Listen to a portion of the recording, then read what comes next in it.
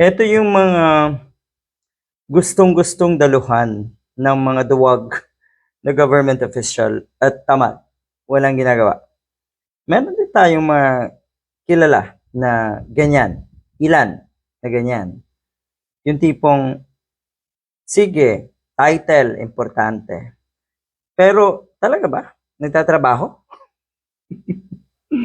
Mukhang hindi eh.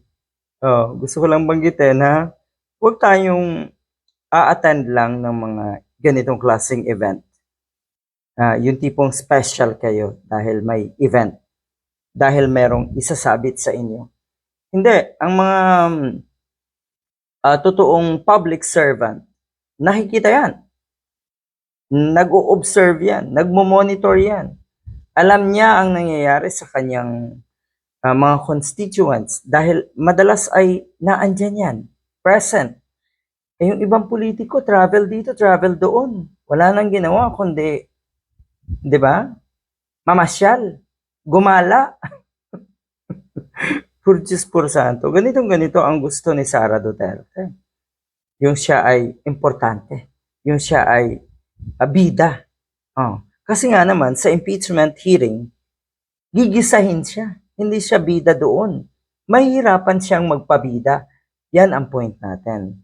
So habang nagaganap nga daw ang pagdinig sa House Committee on Justice para sa impeachment complaints laban kay Sara Duterte, at abala etong si Sara Duterte sa isang pop-up exhibit sa San Pedro, Laguna. Tungkol naman ito sa mga naging vice presidente ng ating bansa. Pero talaga, mas importante ito kaysa sagutin mo yung mga paratang at akusasyon.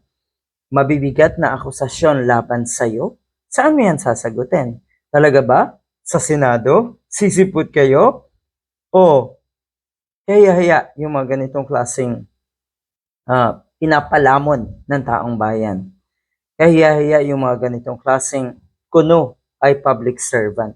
Pero ang totoo, tayo ang nagsisilbi sa mga katulad na itong si Sara Duterte.